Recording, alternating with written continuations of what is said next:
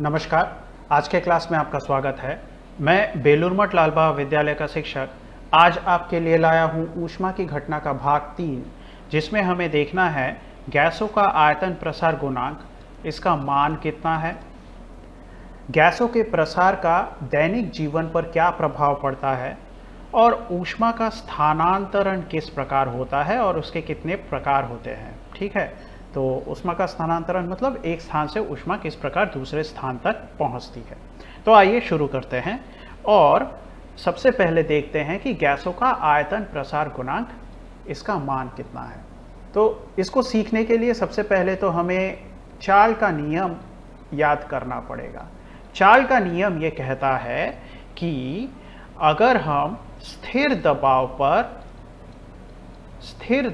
पर किसी गैस का तापमान 1 डिग्री सेल्सियस बढ़ाएं या 1 डिग्री सेल्सियस घटाएं, तो गैस का जो नया आयतन है वो अपने 0 डिग्री सेल्सियस वाले आयतन का 1/273वां भाग बढ़ सकता है या तो फिर घट सकता है।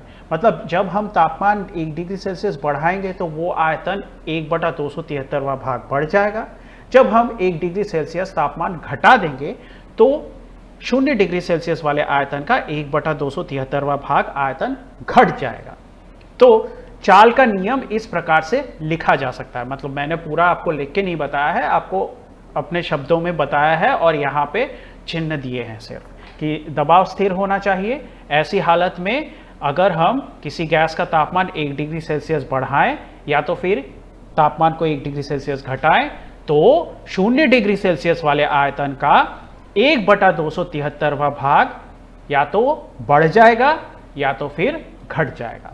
ठीक है, और हमने आगे ये भी सीखा था कि अगर हम 1 डिग्री सेल्सियस की जगह पे कुछ और ज्यादा तापमान लें, मान लेते हैं T डिग्री सेल्सियस लें, तो चार्ल का नियम किस प्रकार से दिखता है। तो मान लेते हैं कि 0 डिग्री सेल्सियस पर गैस का आयतन V0 है और T डिग्री सेल्सियस पर गैस का आयतन VT है। तो स्थिर दबाव पर अगर हम लोग दबाव को स्थिर रखें, स्थिर दबाव पर अगर हम लोग किसी गैस का तापमान 0 डिग्री सेल्सियस से T डिग्री सेल्सियस तक बढ़ाएं और देखें कि उसका नया आयतन VT है और 0 डिग्री सेल्सियस पर यदि उसका आयतन V0 था, तो नया जो आयतन है इसको कैसे लिखेंगे। ये जो नया आयतन है ये असल में पुराने आयतन का T/273वां भाग बड़ा होगा। ठीक है, 1 डिग्री सेल्सियस बढ़ा था तो 1/273वां भाग बड़ा हो जाता है। T डिग्री सेल्सियस बढ़ा है तो T/273वां भाग बढ़ जाएगा। तो पुराने आयतन का T/273वां भाग बढ़ गया। ये हमारे चार्ल का नियम हमें साफ कर देता है। चार्ल के नियम के बारे में और ज्यादा सीखना है तो आप गैस के आचरण वाले चैप्टर को देखिए, वहां पे चार्ल का नियम विस्तार पूर्वक सिखाया गया है। तो हमने चार्ल का नियम देख लिया। चार्ल का नियम क्या कहता है कि स्थिर दबाव पर किसी निश्चित मात्रा वाली गैस का तापक्रम 1 डिग्री सेल्सियस बढ़ने या घटने पर गैस का आयतन अपने 0 डिग्री सेल्सियस वाले आयतन का 1/273वां भाग बढ़ या घट जाता है।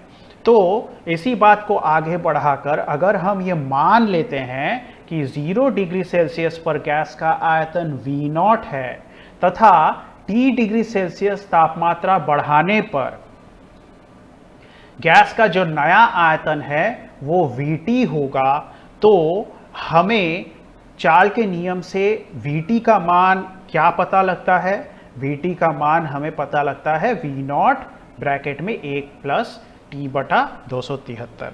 ठीक है, आप डायरेक्ट इसको ऐसे भी लिख सकते थे कि पुराने आयतन का ये T/273वां भाग बढ़ गया है। ये एक स्टेप आगे से पहले से शुरू किया है मैंने। ठीक है, तो अब इसको और आगे बढ़ाएं तो यहाँ पे ये ब्रैकेट निकाल देते हैं, जैसा कि मैंने यहाँ पे लिखा है, ये वाला फॉर्मूला हमें मिल जाता है। अब हमें करना क्या है, हम यहां तक तो पहुंच गए, लेकिन हम क्या करने निकले थे थोड़ा सा सोचिए। हमें गैस का आयतन प्रसार गुणांक चाहिए था।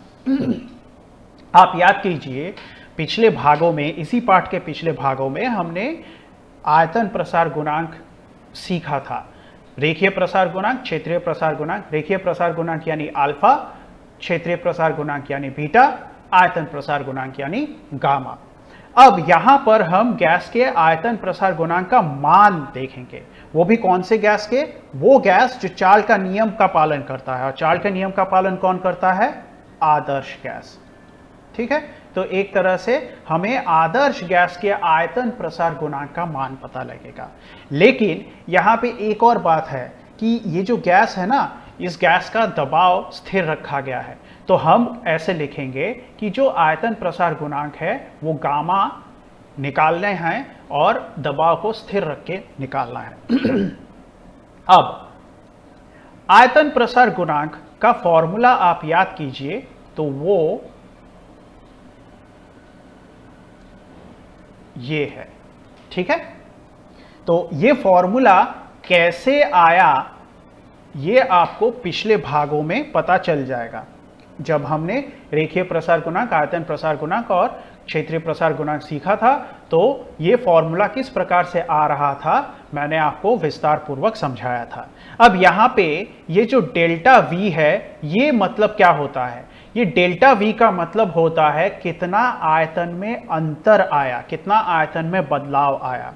तो आप सोचिए ये जो गैस है यहाँ पर, ये जो गैस है ये 0 डिग्री सेल्सियस पर जिसका आयतन V0 था, और फिर T डिग्री सेल्सियस तक तापमात्रा को बढ़ाने पर जिसका नया आयतन VT हो गया, इसके आयतन में कितना बदलाव आया? हम कहेंगे कि जो नया वाला आयतन मिला है उससे पुराने वाले आयतन को माइनस कर देंगे तो वही आयतन में बदलाव है। तो इसका मतलब हमारे पास डेल्टा V आराम से मिल सकता है। ठीक उसी तरह से डेल्टा T मतलब क्या? डेल्टा T मतलब तापमान में कितना बदलाव आया है। तो देखिए गैस को तो 0 डिग्री सेल्सियस से गर्म करके इसकी तापमात्रा को बढ़ाकर T डिग्री सेल्सियस तक लेके जाया गया था। तो इसका मतलब जो तापमात्रा में अंतर है वो कितना है? T degree Celsius minus 0 degree Celsius, जितना भी आएगा वही हमारा डेल्टा T है। तो इसका मतलब हमारे पास ये डेल्टा V और डेल्टा T दोनों का मान इसी में से आ रहा है। तो इसका मतलब जरूर हमको इस फॉर्मूले में कुछ ऐसे बदलाव लाने पड़ेंगे जिससे कि हम इस फॉर्मूले तक यानी आयतन प्रसार गुणांक के फॉर्मूले तक पहुंच सके। तो आइए कोशिश करते हैं यहीं पे आपको दिखाने की। तो देखिए इसके आगे अगर हम गए तो हम कैसे लिख सकते हैं इसको? ये V0 को इधर भेज दें तो VT माइनस V0 बराबर हम लिख सकते हैं T गुना V0 बटा 273। या क्या मैं इसको डेल्टा V लिख सकता हूं? बिल्कुल लिख सकता हूं। अब इसको नीचे लाएं, T गुना V0 बराबर 1 बटा 273। अब क्या ये T जो है इसको मैं T माइनस 0 ऐसे लिख सकता हूं? क्योंकि T का मान उससे अगर 0 माइनस करेंगे तो वो T ही रहेगा, उसमें कोई बदलाव नहीं आएगा। और साथ ही साथ T माइनस 0 करेंगे तो वही तो हमारा डेल्टा T है। तो इसका मतलब मैं इसको ऐसे लिख सकता हूं।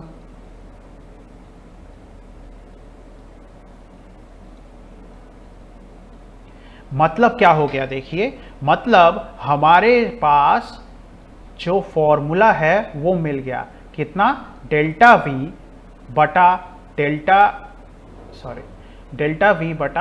होना चाहिए डेल्टा T गुना पुराना वाला आयतन V0, और यही हमारा 1 बटा 273 है। इसका मतलब ये क्या है? ये हमारा आयतन प्रसार गुणांक का मान है। तो देखिए कितने आसानी से हमने किसी आदर्श गैस का स्थिर दबाव पर आयतन प्रसार गुणांक का मान कितना होता है निकाल लिया। आपको एग्जाम में क्वेश्चन आ सकता है कि आदर्श गैस के लिए आयतन प्रसार गुणांक का मान निकालिए जब दबाव को स्थिर रखा जा रहा है। तो मतलब आपसे यही निकालने के लिए पूछा जा रहा है। तो आइए देख लेते हैं किस प्रकार से निकला है। तो हमने क्या किया था, हमने v को इस तरफ ला लिया था, जैसा कि मैंने आपको सॉल्व करके बताया है वही यहाँ पे चल रहा है। तो यहाँ पे t माइनस शून्य कर दिया, यहाँ पे vt माइनस v0, इधर v0 प्लस था, इधर आया तो माइनस हो गया, और इधर t की जगह पे t माइनस शून्य हमने बैठा दिया। और आगे बढ़ाएंगे तो ये पूरा का पूरा इसके नीचे चला जाएगा, इसके नीचे चला जाएगा तो इधर सिर्फ 1/273 रह जाएगा। और आगे बढ़ाइए, ये इसकी जगह पे हमने डेल्टा v बैठा दिया, ये जो vt माइनस v0 है इसकी जगह पे डेल्टा t बैठा दिया, t माइनस शून्य की जगह पे डेल्टा t बैठा दिया, और नीचे ये हो गया हमारा v0। ठीक है, तो इसका मतलब हमारे पास जो आयतन प्रसार गुणांक है आदर्श गैस के लिए स्थिर दबाव पर, वो कितना है, 1/273 प्रति डिग्री सेल्सियस। ये इकाई आप भूलिएगा नहीं, ये आयतन प्रसार गुणांक की इकाई है। तो इसका मतलब आदर्श गैस का स्थिर दबाव पर आयतन प्रसार गुणांक कितना होता है, 1/273 प्रति डिग्री सेल्सियस होता है। तो इस तरह से हमने आयतन प्रसार गुणांक देख लिया। अब आगे बढ़ते हैं और गैसीय पदार्थ के प्रसार का दैनिक जीवन पे प्रभाव क्या होता है देख लेते हैं। बहुत आसान है। सबसे पहले हमें देखना है कि आग में दूध को अगर हम रखें, मतलब हमने देखा है हमारे घरों में ऐसे पतीले में ऐसे दूध रख देते हैं, तो उसको आग पे ऐसे रखते हैं तो दूध में उफान आता है, ऐसे ऐसे दूध की सतह जो है ऐसे ऊपर की ओर उठने लगती है। ऐसा क्यों होता है? तो सबसे पहले तो समझ लीजिए कि दूध जो है वो किस चीज़ का बना होता है। दूध में 85 से 90% जल होता है। साथ ही साथ अब ये पानी होता है, तो ये जो सफ़ेद रंग आता है ये किससे आता है? तो इसके दूध में सबसे मुख्य जो चीज़ होती है वो है लैक्टोज। लैक्टोज के साथ साथ दूध में प्रोटीन भी होता है थोड़ा, और प्रोटीन के साथ साथ और एक चीज़ जो होती है वो है वसा।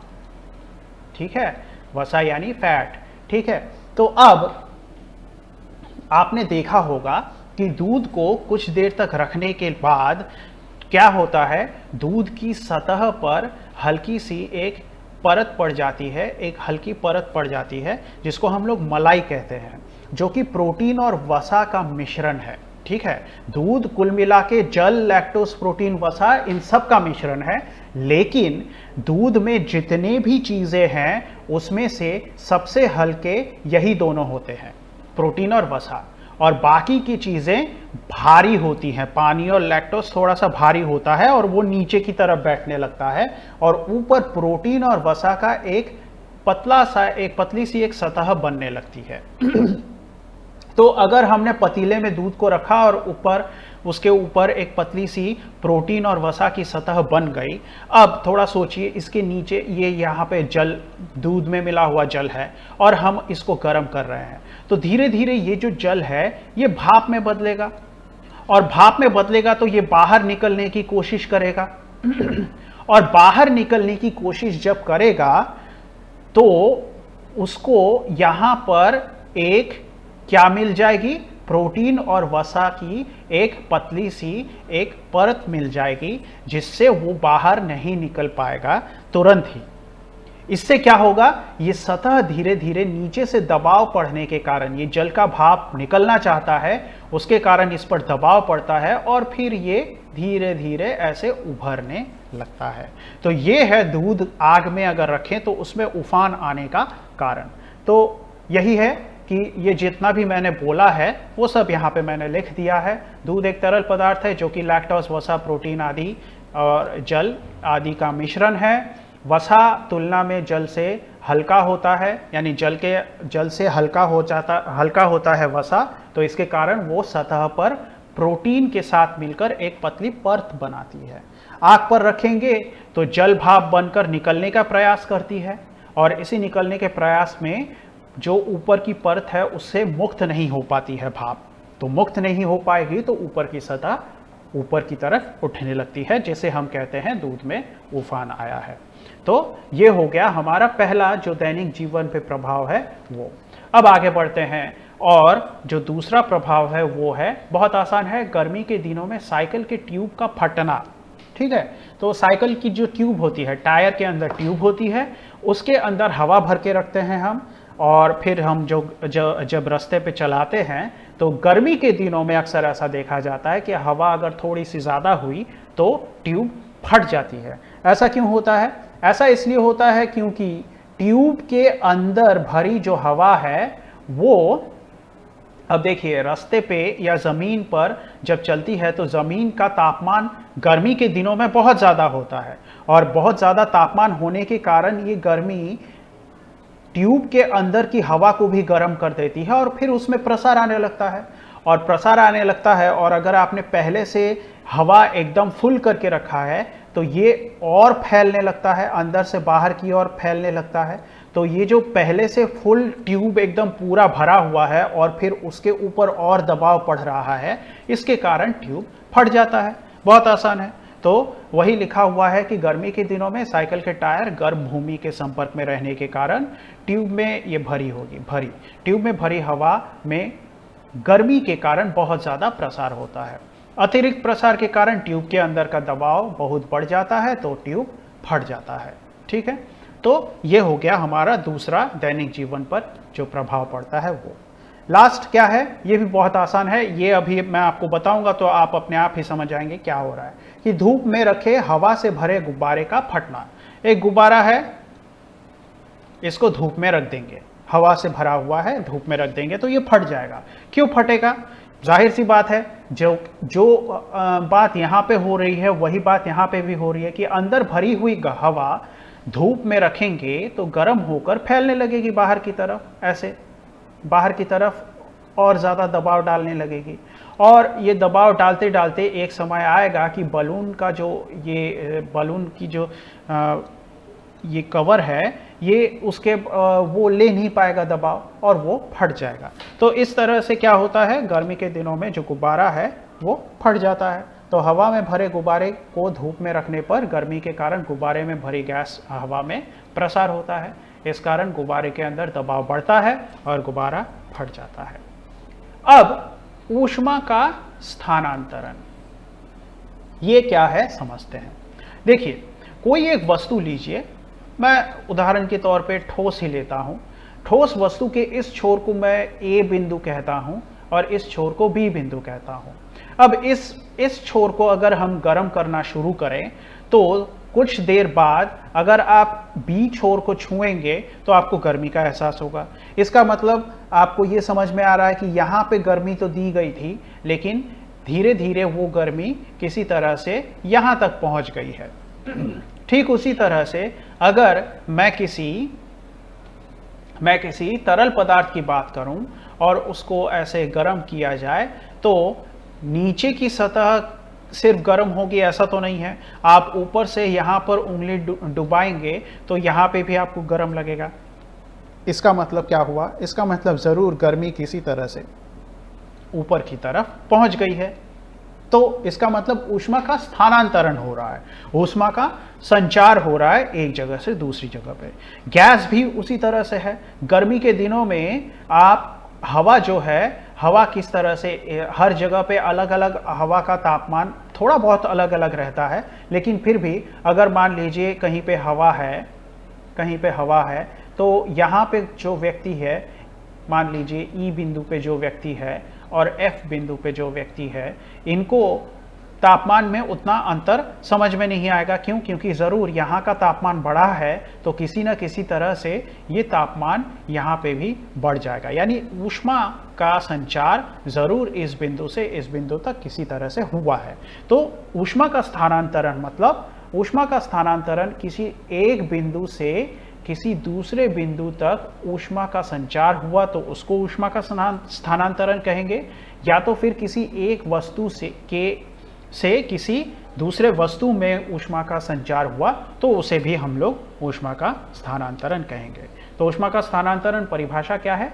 किसी एक वस्तु से दूसरे वस्तु या किसी एक स्थान से दूसरे स्थान तक ऊष्मा के संचार को ऊष्मा का स्थानांतरण कहते हैं। अब ऊष्मा तीन प्रकार से एक जगह से दूसरी जगह पे जाती है। किस तरह से? तीन विधि होती है। सबसे पहली विधि होती है चालन या परिवहन। ठीक है, क्या है हम लोग अभी समझेंगे। दूसरी विधि क्या है? संवहन। ठीक है, चालन या परिवहन को इंग्लिश में कंडक्शन कहते हैं, संवहन को इंग्लिश में कन्वेक्शन कहते हैं, और विकिरण यानी रेडिएशन। तो हम देखेंगे एक एक करके कि ये तीनों क्या है। तो आइए सीखते हैं सबसे पहले चालन या परिवहन। और जो सबसे पहले मैंने उदाहरण में आपको समझाया था कि मान लेते हैं कि ये एक कोई ठोस वस्तु है जिसका ये छोर ए छोर है और दूसरा छोर बी छोर है। ठीक है, और हम यहाँ पे इसको इस छोर को गर्म कर रहे हैं तो इस छोर तक गर्मी पहुँच जाती है। कैसे पहुँच जाती है वो हमें चालन या परिवहन के उदाहरण से, चालन या परिवहन से समझ में आएगा। देखिए, तो हर वस्तु हमें पता है कि अणुओं से बनी होती है। तो मान लेते हैं कि ये सारे के सारे जो मैं बना रहा हूँ ये अणु है। ये इधर से यहाँ से लेके यहाँ तक ये सारे के सारे अणु यहाँ पे है ऐसे। ठीक है, ये बीच में भी ये पूरा अणुओं से भरा हुआ है। अब देखिए जब मैं ए छोर को गर्म करता हूं तो क्या होता है, मान लेते हैं कि हम एक इसको पहले गर्म नहीं करते हैं, ये नॉर्मल टेम्परेचर यानी साधारण तापमान पे रखा गया है। तो इस हालत में भी किसी भी वस्तु के अंदर जो अणु होते हैं वो अपनी जगह पे कंपन करते रहते हैं। ठीक है, कोई भी पदार्थ लीजिए आप, उसके जो अणु हैं वो अपनी जगह पे कंपन करेंगे। अब ये कंपन असल में इनकी ऊर्जा होती है। अब बाहर से अगर आप इसमें ऊष्मा ऊर्जा देंगे, ऊष्मा एक प्रकार की क्या है? ऊर्जा है। ऊष्मा अगर देंगे तो इसका मतलब वो ऊर्जा ही है। अब जैसे ही ये ऊष्मा ऊर्जा एक छोर पे मतलब ए छोर पे जा रही है तो ये ऊर्जा पहले इनमें जाएगी, मतलब इधर वाले अणुओं में जाएगी, और जाने के बाद क्या करेगी? इनके कंपन को और तेज कर देगी। ये बहुत तेजी से कांपने लगेंगे अपनी जगह पे। अब ये कांपने लगे हैं तो इनके ठीक संलग्न जो अणु हैं वो भी इनकी चपेट कंपन के चपेट में आ जाएंगे, है ना, क्योंकि बहुत पास पास है। तो ये जोर से ऐसे कांपने लगेंगे तो इनके ऊपर भी कांपने का असर पड़ेगा, ये भी जोर से कांपने लगेंगे। तो इसका मतलब ऊर्जा यहां पे पहले पहुंची थी और इसके कंपन बढ़ने के कारण ये कंपन यहां पे भी पहुंच गया। तो इसका मतलब ऊष्मा का स्थानांतरण यहां से यहां तक हुआ। ठीक उसी तरह से ये कांपने लगे हैं तो इसके साइड में जितने भी अणु हैं वो भी कांपने लगेंगे, और इस तरह से अपने साइड वाले अणुओं को इनका कंपन बढ़ाते बढ़ाते आखिर में जो ऊर्जा है वो इनकी भी बढ़ जाएगी। तो जैसे ही हम इस छोर को छुएंगे हमें गर्मी का एहसास होगा। तो इस तरह से क्या हुआ? इस तरह से ऊष्मा एक जगह से दूसरी जगह पे चली गई। किस प्रकार से चली गई? ये जो विधि है इसको चालन या परिवहन कहते हैं। परिवहन मतलब किसी चीज को ढोके लेके जाना। अब ढोके क्या कौन लेके गया है? ये सारे के सारे अणु अपनी जगह से गए नहीं है, बस एक के बाद एक इन्होंने अपनी ऊर्जा को दूसरे पे लाद दिया है। इसने यहाँ पे दे दिया, इसने यहाँ पे दे दिया, इसने यहाँ पे दे दिया, इस तरह से करते करते यहाँ तक पहुँच गए। तो ये जो विधि है इसको हम लोग चालन या परिवहन कहते हैं। तो जैसा कि मैंने आपको समझाया है वही यहाँ पे लिखा है। ऊष्मा संचार की वह विधि जिसमें ऊष्मा ऊर्जा का स्थानांतरण पदार्थ में उपस्थित अणुओं में कंपन द्वारा होता है। ऊष्मा ऊर्जा पाकर पदार्थ के अणु अपने स्थान पर और अधिक ऊर्जा से कंपन करने लगते हैं, जिस कारण संलग्नित मतलब उनके पास वाले, उनसे लगे हुए संलग्नित अणुओं में भी अधिक ऊर्जा से कंपन होने लगती है। इस प्रकार ऊष्मा ऊर्जा एक अणु से अपने पास वाले अणु में ऊष्मा का संचार करती है। तो ये पूरा का पूरा हमारा चालन या परिवहन को समझाता है। ठीक है, आगे बढ़ते हैं। चालन या परिवहन द्वारा ऊष्मा स्थानांतरण ठोस पदार्थ में सबसे अच्छा होता है। अब थोड़ा सोचिए, आप अपने स्कूल के बेंच में बैठे हैं, आप अपने बेंच में बैठे हैं, यहाँ पे एक कोई बैठा हुआ है, यहाँ पे आपका दोस्त, यहाँ पे आपका दोस्त, यहाँ पे, यहाँ पे, यहाँ पे। अगर आपको कोई यहाँ पे धक्का दे तो आपके धक्के के कारण आपके साइड वाले दोस्त को भी धक्का लग जाएगा, उसके साइड वाले दोस्त को भी धक्का लग जाएगा। तो इस तरह से धक्का लगता है।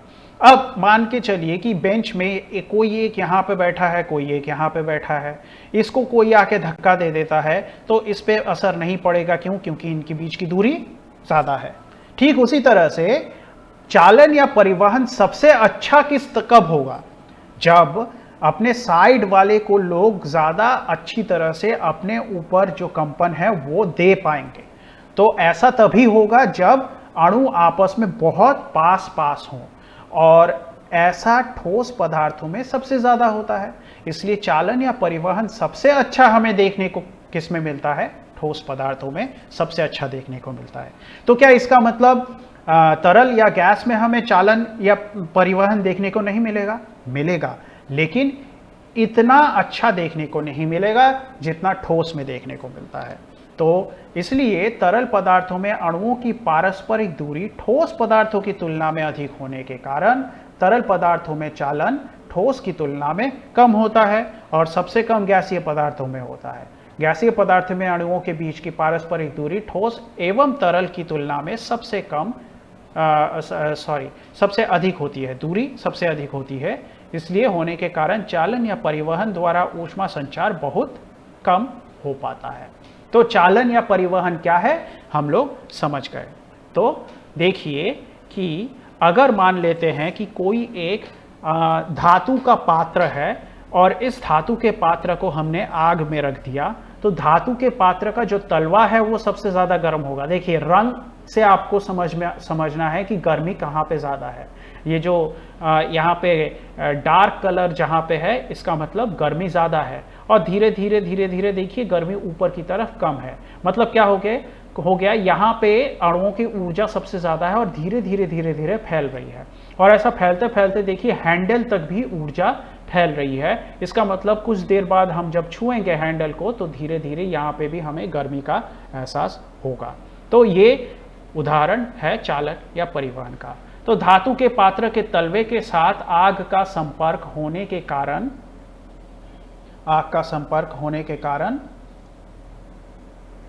पात्र के तलवे पर स्थित अणु तीव्रता से कंपन करने लगते हैं। यहां पर जितने भी अणु हैं वो लोग तीव्रता से कंपन करने लगे। इन अणुओं के संलग्न अणु भी इस कारण तीव्रता से कंपन करते हैं। मतलब इसके ऊपर के जितने भी अणु हैं वो भी तीव्रता से कंपन करने लगे। इस प्रकार धीरे धीरे ऊष्मा एक अणु से दूसरे अणु तक पहुंचती रहती है और पात्र के हैंडल तक ऊष्मा पहुंच जाती है। तो इस तरह से चालन या परिवहन काम करता है। तो अब हम लोग देखेंगे कि संवहन क्या है। तो संवहन उदाहरण से पहले समझ लेते हैं। मान लेते हैं कि ये एक तरल पदार्थ है। अच्छा, चालन या परिवहन के बारे में एक और बात आप नोट कर लीजिए। चालन या परिवहन अपने नोट में जरूर लिख लीजिए इसको। चालन या परिवहन तीनों में होता है, यानी गैस में सबसे अच्छा ठोस में होता है। ये मैंने आपको अलग से लिखाया नहीं है, लेकिन फिर भी एक पॉइंट वहां पे ऐड कर लीजिए। ठोस में, तरल में और गैस में, तीनों में होता है। लेकिन चालन या परिवहन में अणु अपनी जगह से एक जगह से दूसरी जगह जाते हैं क्या? नहीं जाते। ये वाला पॉइंट भी आप जरूर ऐड कर लीजिए कि चालन या परिवहन में पदार्थ के अणु एक स्थान से दूसरी स्थान पर नहीं जाते। ठीक है, इंपॉर्टेंट पॉइंट है। तो ये वाला पॉइंट आपको अगर चालन या परिवहन के लिए समझ में आया है तो अब आप संवहन के लिए थोड़ा सा ध्यान से देखिए कि किस प्रकार से ऊष्मा एक जगह से दूसरी जगह फैलती है। देखिए, मान लेते हैं कि एक पात्र में हमने कोई तरल पदार्थ भर लिया है, हमारी सुविधा के लिए सबसे साधारण तरल हमारा जाना पहचाना तरल पदार्थ यानी जल। तो अब जल है तो जल में इसका मतलब इसके अणु भी होंगे, ये अणु हैं। तो हमारी सुविधा के लिए मैं यहाँ पे आपको कुछ अणु दिखा देता हूँ जो पानी के मतलब पात्र के तल की तरफ है, और कुछ अणु जो जल की सतह के पास है। ठीक है, क्योंकि पूरे के पूरे इसमें अणु उतारने का कोई मतलब नहीं है, हमारे दिखाने के लिए, समझने के लिए बस। अब देखिए, अब यहाँ पे क्या होगा, जब हम इस पात्र को गर्म करेंगे तो ये पहले पात्र गर्म होगा। पात्र गर्म होगा तो पात्र के साथ जो जल का स्तर लगा हुआ है वो भी गर्म होने लगा। वो कैसे गर्म होगा? वो चालन या परिवहन के कारण होगा। क्यों? क्योंकि ये पात्र जो है इसके साथ लगा हुआ जो पानी है वो उसके अणु भी कंपन करना शुरू करेंगे। ऐसा क्यों? क्योंकि पात्र के खुद के अणु कंपन कर रहे हैं तो उनके संलग्न जल के जो अणु आ गए हैं उनमें ऊर्जा चली जाएगी। अब जैसे ही जल में ऊर्जा चली गई है, अब यहां पर चालन भी होगा। चालन भी होगा मतलब ये पानी के अणु अपने साइड वाले अणु को अपना कंपन देंगे चालन द्वारा, वो तो होगा ही, साथ ही साथ एक और चीज होगी, और वो ये कि इनकी ऊर्जा बढ़ गई है। इनकी ऊर्जा बढ़ गई है, और याद रखिए तरल पदार्थ में अणु एक जगह से दूसरी जगह जा सकते हैं। ठोस में ये अपनी जगह पे बंधे हुए थे, तो ऊर्जा बढ़ने के कारण क्या होगा, ये लोग कम ऊर्जा की तरफ बढ़ना शुरू करेंगे। यानी इसकी ऊर्जा बढ़ गई है तो ये अपनी ज़्यादा ऊर्जा के कारण अपनी जगह से यहाँ पे इस तरह से उठ के यहाँ पे आ जाएगा।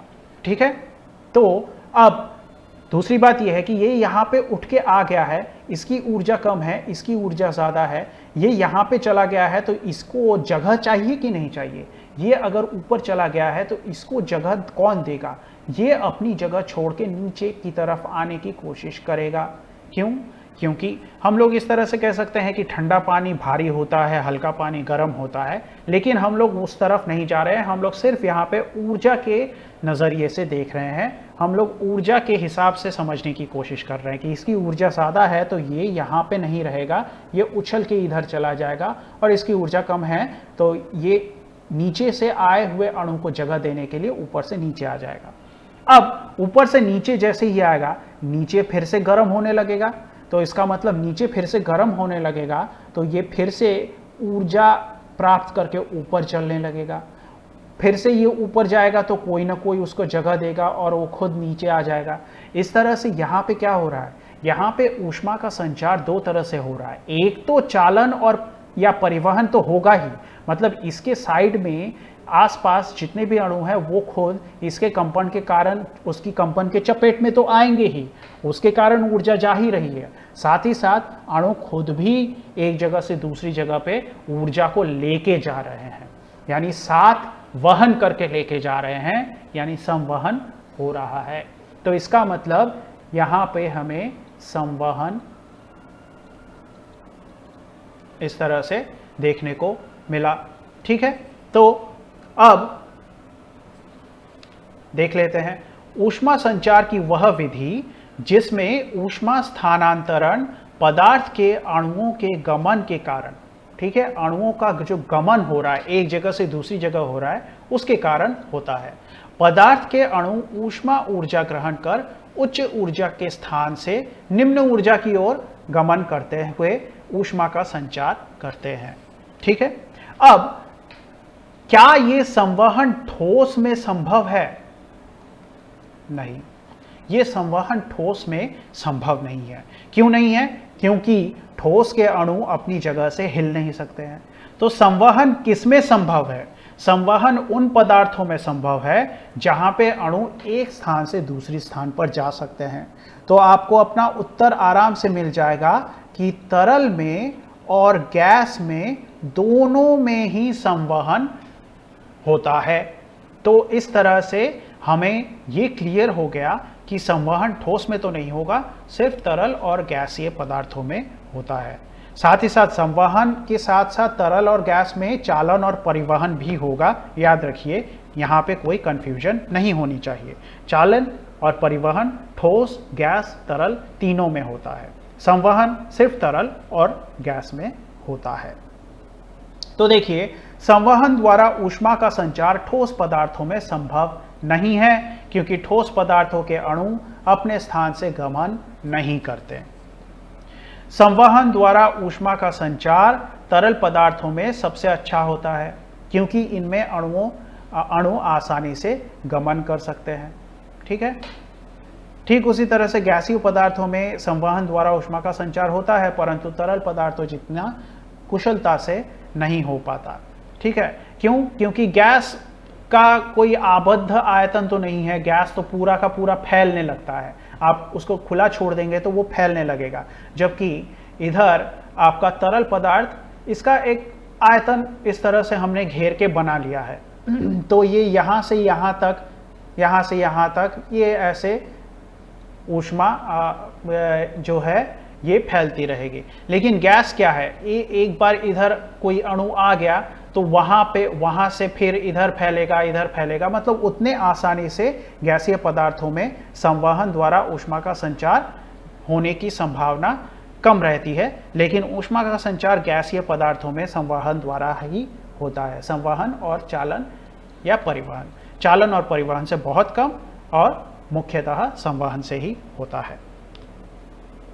अब संवहन के उदाहरण को देख लेते हैं। हमारा जो पहला उदाहरण था जिसमें हमने धातु का पात्र लिया था, इस धातु के पात्र में हम लोग तरल पदार्थ को भर देते हैं और देखिए, जैसा कि मैंने कहा था, नीचे की सतह गर्म हो गई है तो ये धीरे धीरे ऊपर की ओर उठने लगा और ये यहाँ पे ऊर्जा कम है तो यहाँ पे जाके वो बैठ गया और वहाँ से जो अणु है वो अपनी जगह छोड़ के नीचे आ गया और फिर से नीचे गर्म होकर फिर से वो ऊपर जाता है। तो ये चलता रहता है जब तक हम लोग उसमें ऊष्मा देते रहते हैं। तो ये जो जितना भी समझाया है इसको पढ़ लीजिएगा। ये वही चीज़ लिखी हुई है कि धातु के पात्र के तलवे के साथ आग का संपर्क हुआ तो नीचे के जो अणु है वो तीव्रता से कंपन करने लगे, तो उन अणुओं के संलग्न जो तरल पदार्थ के अणु हैं वो भी तीव्रता से कंपन करने लगेंगे और तरल पदार्थ के जो अणु पात्र के निचले तल में संपर्क में रहते हैं वो ऊष्मा ऊर्जा प्राप्त करके ऊपर चले जाएंगे और ऊपर से फिर वो जो अणु है वो नीचे आ जाएंगे और ये चलता रहेगा और धीरे धीरे ऊष्मा का संचार होता रहेगा। तो लास्ट जो ऊष्मा का संचार है वो किस प्रकार से होता है? विकिरण द्वारा। हमारा जो अंतिम टॉपिक है वो है विकिरण। अब हमने देखा कि चालन या परिवहन, बार बार मैं दोनों नाम इसलिए ले रहा हूं क्योंकि आपको दोनों नाम पता होने चाहिए, और संवहन, इन दोनों के लिए ही पदार्थ माध्यम की जरूरत पड़ती है। पदार्थीय माध्यम चाहिए हमें। मतलब बीच में अणु चाहिए। ए बिंदु से बी बिंदु तक अगर ऊष्मा को पहुंचाना है तो बीच में अणु चाहिए। या तो ये कांप के अपने साइड वाले को कंपन देकर गर्मी पहुंचा देंगे, या तो फिर अणु खुद चले जाएंगे ज़्यादा ऊर्जा लेके। तो इन दोनों के लिए चालन और परिवहन, चालन या परिवहन या संवहन, इन दोनों के लिए ही हमें अणुओं की ज़रूरत पड़ती है। लेकिन विकिरण एक ऐसी विधि है कि ए से बी बिंदु के बीच में अगर कोई पदार्थ माध्यम ना रहे, मतलब कोई अणु ना रहे, तो भी ऊष्मा पहुंच जाती है, जिसको हम लोग इंग्लिश में रेडिएशन बोलते हैं। तो इसका सबसे अच्छा उदाहरण क्या है? सूर्य की जो ऊष्मा है वो ब्रह्मांड से, मतलब जो अंतरिक्ष से होती हुई, क्योंकि अंतरिक्ष क्या है? अंतरिक्ष निर्वात है, वहाँ पे बीच में खाली जगह है, तो वो खाली जगह से होते हुए वो हमारे पृथ्वी के वायुमंडल तक पहुँच जाती है और फिर पृथ्वी के वायुमंडल पे पहुँचने के बाद चालन, संवहन, विकिरण तीनों द्वारा धीरे धीरे हमारी पूरी पृथ्वी पे फैलने लगती है। तो ऊष्मा संचार की वह विधि जिसमें ऊष्मा स्थानांतरण के लिए किसी पदार्थीय माध्यम की आवश्यकता नहीं होती। सूर्य की ऊष्मा निर्वात से होती हुई, निर्वात यानी वैक्यूम, निर्वात से होते हुए पृथ्वी के वायुमंडल तक विकिरण द्वारा पहुंचती है। वायुमंडल सूर्य की ऊष्मा को चालन एवं संवहन द्वारा पृथ्वी तक पहुंचाती है। ठीक है, तो इस तरह से हमारे पृथ्वी सूरज की ऊष्मा प्राप्त करती है। विकिरण द्वारा ऊष्मा संचार प्रकाश की चाल जितनी तीव्रता से होती है। मतलब सूरज से पृथ्वी तक जो गर्मी पहुंच रही है वो सूर्य की प्रकाश जितनी तेजी से पहुंच रही है उतनी तेजी से गर्मी भी पहुंच रही है।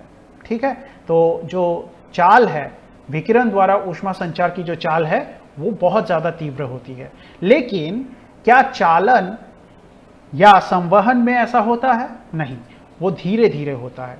तो चालन एवं संवहन द्वारा ऊष्मा संचार विकिरण की तुलना में बहुत धीमा होता है। ये एक बात। दूसरी बात देखिए, प्रकाश जिस तरह से सरल रेखा में पहुंचती है उसी तरह से विकिरण द्वारा जो गर्मी हम तक पहुंच रही है वो भी सरल रेखा में ही पहुंच रही है। लेकिन चालन एवं संवहन में ऐसा सरल रेखा में हो ये जरूरी नहीं है, वो टेढ़ा मेढ़ा भी हो सकता है। वही लिखा हुआ है अगले पॉइंट में, चालन एवं संवहन में ऊष्मा संचार का मार्ग टेढ़ा मेढ़ा हो सकता है, परंतु विकिरण द्वारा ऊष्मा संचार सर्वदा सरल रेखा में होता है।